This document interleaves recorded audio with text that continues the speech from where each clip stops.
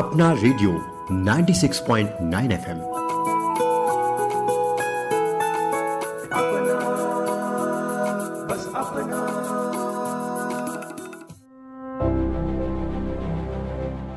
नमस्कार साथियों, स्वागत है आपका अपना रेडियो 96.9 एफएम में। मैं हूं कविता। आप सुन रहे हैं हमारा विशेष कार्यक्रम एकता के सुर। ये कार्यक्रम समर्पित है हमारे देश की उस अनोखी विरासत को जो अनेकता में एकता का संदेश देती है। जी हाँ, आज हम बात करेंगे सांप्रदायिक सौहार्द की, जिसे हमारे देश के विभिन्न समुदायों ने वर्षों से संजोया और सहेजा है। और इस कार्यक्रम की प्रेरणा है वो गीत जिसने हर भारतीय के दिल में देशभक्ति की भावना जगाई।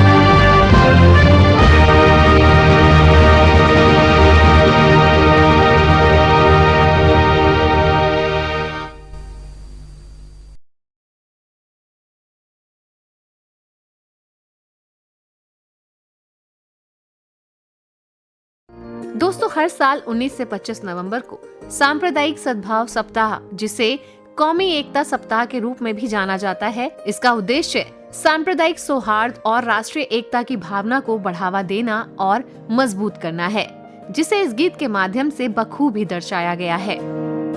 1988 में पहली बार प्रसारित हुआ ये गीत आज भी हम सबके रोंगटे खड़े कर देता है। भारत की विविधता और एकता के प्रतीक इस गीत ने हमें सिखाया कि चाहे भाषा अलग हो, धर्म अलग हो या रीति रिवाज ही अलग हो, लेकिन जब सुर मिलते हैं तो एक अद्भुत समरसता का जन्म होता है।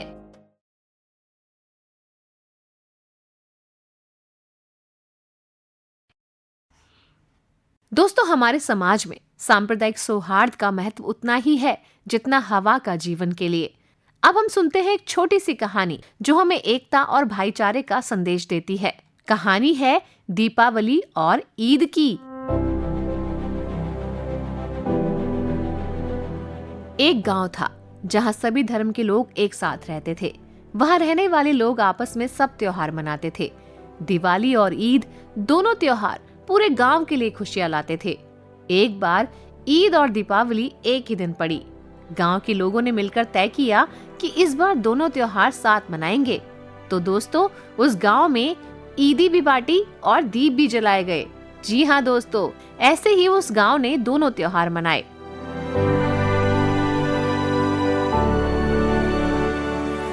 दोस्तों, अब हम जुड़ेंगे हमारे एक विशेष मेहमान के साथ। सांप्रदायिक सौहार्द कैसे एक राष्ट्र को विकसित बनाता है, कैसे एक राष्ट्र के निर्माण को रचता है, इसी पर हमारे साथ अब जुड़ेंगे भारतीय जनसंचार संस्थान में कार्यरत प्रोफेसर डॉक्टर प्रमोद कुमार जी। मुझे लगता है कि जब हम सांप्रदायिक सौहार्द की बात करते हैं तो हमें थोड़ा इस प्रकार से सोचना चाहिए कि हमारे प्रधानमंत्री माननीय नरेंद्र मोदी जी ने हम सबको एक लक्ष्य दिया है 2047 तक भारत को एक विकसित देश बनाने का। भारत के बारे में अभी तक कहा जाता है कि विकासशील देश है, जहाँ पर विकास धीरे धीरे हो रहा है। ये बात हम पिछले 100 सालों से सुनते आ रहे हैं, आज़ादी के बाद से सुनते आ रहे हैं। आज़ादी से पहले हम अंग्रेज़ों को दोष देते थे, लेकिन आज़ादी के बाद तो सब कुछ हमारे हाथ में है। इसलिए भारत दुनिया की सबसे बड़ी ताकत, यानी जनसंख्या की दृष्टि से सबसे बड़ी ताकत है, सबसे बड़ी शक्ति उसके पास है, लेकिन अभी भी हम विकासशील देश हैं। और हमें अगर विकसित भारत के लक्ष्य को 2047 तक प्राप्त करना है तो ये लक्ष्य किसी एक समुदाय के माध्यम से नहीं हो सकता। अकेले सरकार इस लक्ष्य को हासिल नहीं कर सकती। इस लक्ष्य को प्राप्त करने में हम सबकी, समस्त देशवासियों की समान भूमिका है। और वास्तव में 2047 तक जब हम देश को विकसित राष्ट्र बनाने की बात करते हैं तो इसमें देश के हर नागरिक का विकास भी उतना ही महत्वपूर्ण है। कहीं कोई भी कड़ी कमज़ोर रहेगी तो हम विकसित राष्ट्र नहीं बन पाएंगे। इसलिए मुझे लगता है इस लक्ष्य को प्राप्त करने के लिए हम लोगों को मिलजुल कर प्रयास करना चाहिए। मुझे याद है एक घटना, वर्ष 2015 के आसपास हम सब ने समाचार पत्रों में कुछ फोटो देखे होंगे कि ट्रेन की बोगी से महाराष्ट्र के लातूर शहर में पीने का पानी भेजा जा रहा था। अखबारों में वो फोटो छपे थे, उनकी बड़ी चर्चा हुई थी। वास्तव में लातूर एक ऐसा शहर है महाराष्ट्र का जहाँ पर एक मांजरा नदी है, वहाँ पर वो नदी सूख गई थी क्योंकि वहाँ पर जो एक डैम है, जो बांध है, उस तक पानी पहुँचता नहीं था, तो डैम भी सूख गया था और नदी भी सूख गई थी। और नदी के सूखने का कारण ये था कि नदी में पिछले बहुत सालों से सफाई नहीं हुई थी, यानी गाद भर गई थी, मिट्टी भर गई थी। और वहाँ के शहर के लोग सोचते थे कि ये तो सरकार की जिम्मेदारी है, ये हम लोगों की जिम्मेदारी नहीं, नदी को साफ करना, हमें पीने का पानी मुहैया कराना, ये सरकार की जिम्मेदारी है। इसी जद्दोजहद में स्थिति ये हो गई थी कि ट्रेन से पीने का पानी भेजना पड़ रहा था और जो वहाँ स्थानीय जल वितरण व्यवस्था थी वो शायद एक सप्ताह में 100-200 लीटर पानी मुश्किल से एक परिवार को दे पाती थी। यानी जो व्यक्ति की आवश्यक, एक प्रकार से जो आवश्यक कार्य हैं, दैनंदिन कार्य हैं, उन्हें भी वो नहीं कर पाते थे। तो नहाना धोना, कपड़े धोने, ये तो बहुत मुश्किल काम हो गया था। उसके बाद शहर के लोगों ने आपस में बैठकर विचार किया कि ये सरकार के भरोसे या हम कब तक इस संकट का सामना करते रहेंगे। तो लोगों ने बैठकर विचार किया कि हम मिलकर स्वयं इस नदी से गाद निकालेंगे और बांध तक इस नदी की सफाई करके बांध में पानी पूरे साल के लिए स्टोर हो जाए, इसकी व्यवस्था करेंगे। हालांकि सरकार में इस विषय को लेकर प्रयास हो रहे थे, लेकिन परिणाम नहीं निकल रहा था। बताया गया कि सरकार ने जो बजट बनाया था, सरकारी अधिकारियों ने, वो लगभग शायद 1 करोड़ का बजट बनाया था।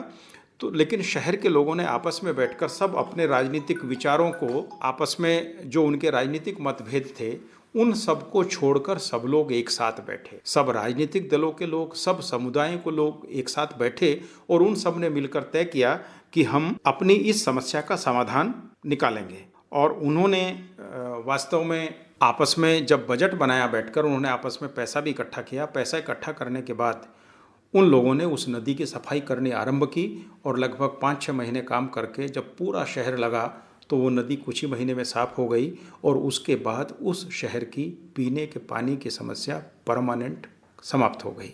जब सब लोग मिलकर कोई काम करते हैं तो कितना बड़ा बदलाव हो सकता है। हम सिर्फ विकसित भारत की बात नहीं करें, हमारे देश में इतनी सारी समस्याएं हैं जिनका समाधान हम मिलकर ही कर सकते हैं। एक दूसरे का विरोध करके, एक दूसरे के खिलाफ खड़े होकर हम अपनी समस्याओं का समाधान नहीं कर सकते। चाहे भारत को 100% साक्षर बनाना हो या हमारी बहुत सारी समस्याएं हैं, लोगों को बचत के लिए प्रोत्साहित करना हो, बहुत सारे ऐसी काम है। मैं तो ऐसे सैकड़ों काम की सूची बना सकता हूँ जिन्हें बैठकर हम मिलजुल कर ठीक कर सकते हैं। तो वास्तव में देश को, भारत को यदि एक विकसित राष्ट्र बनाना है तो हमें इस दृष्टि से सोचना चाहिए। और ये जो आज का सांप्रदायिक सौहार्द दिवस है, इस अवसर पर हमें इस प्रकार सोचने की आवश्यकता है। मैं मानता हूँ कि हम सब लोगों के लिए देश सर्वप्रथम होना चाहिए। अगर देश सर्वप्रथम होगा तो फिर देश के हित की हम बात करेंगे, फिर हम अपने व्यक्तिगत हित की और अपने समुदाय के हित पर नहीं उलझे रहेंगे।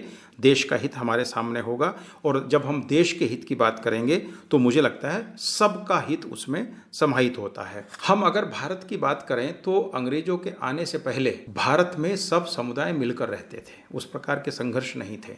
लेकिन अंग्रेजों ने समाज को धर्म के नाम पर, समुदायों के नाम पर बांटना शुरू किया। उसका दुष्परिणाम यह हुआ कि भारत विभाजन तक बात चली गई और जो एक वैमनस्य उस समय पैदा हुआ था वो आज भी कायम है। अगर आप 1857 के स्वतंत्रता संग्राम की बात करें तो वो स्वतंत्रता संग्राम सब लोगों ने मिलकर लड़ा था। उसमें हिंदू मुसलमान का भाव नहीं था या किसी समुदाय का भाव नहीं था, उसमें जनजातीय समाज का भी योगदान था, उसमें अलग अलग जितने मत पंथ हैं सबका योगदान था।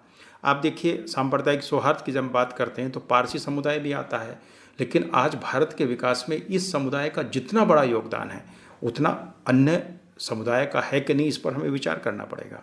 हमें रतन टाटा मिले, हम इतने बड़े उद्योगपति मिले और देश के विकास में उन्होंने कहीं किसी एक रत्ती भर भी कहीं समझौता नहीं किया, सब ने मिलकर देश को 100% दिया है। तो मैं मानता हूँ कि हमें इस प्रकार से सोचना चाहिए और जहाँ तक सांप्रदायिक सौहार्द जब बिगड़ता है तो वास्तव में वो मजहबी कट्टरपन के कारण बिगड़ता है। किसी भी मजहब में कट्टरपन के लिए कोई जगह नहीं होना चाहिए और हमें एक दूसरे की परंपराओं को, जीवन मूल्यों को समझना चाहिए। और जब हम ऐसा समझने का प्रयास करेंगे तो मुझे लगता है हम सब लोग निकट आएंगे और आज के दिन हमें इसी प्रकार का संकल्प लेना चाहिए।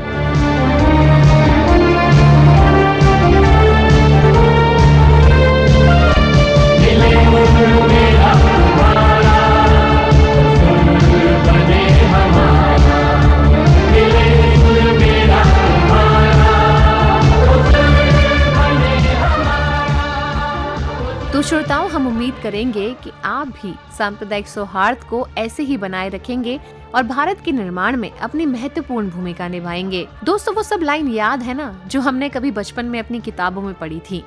मजहब नहीं सिखाता आपस में बैर रखना, हिंदी है हम वतन है हिंदुस्तान हमारा।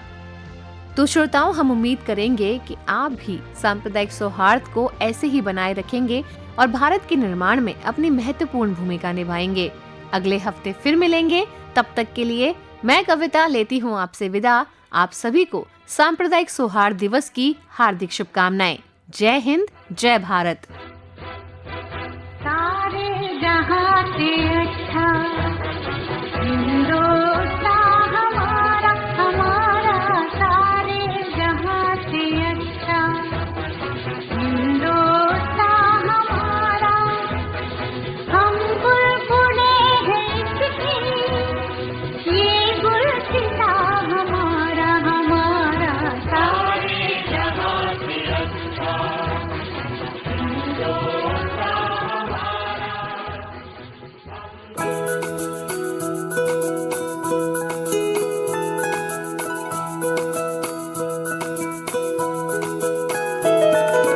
मेरी ख्वाहिशें, मेरे अरमान, मेरा बस यही सपना, जिंदगी में हर कोई समझे हम सफर मुझे अपना, अपना बस अपना।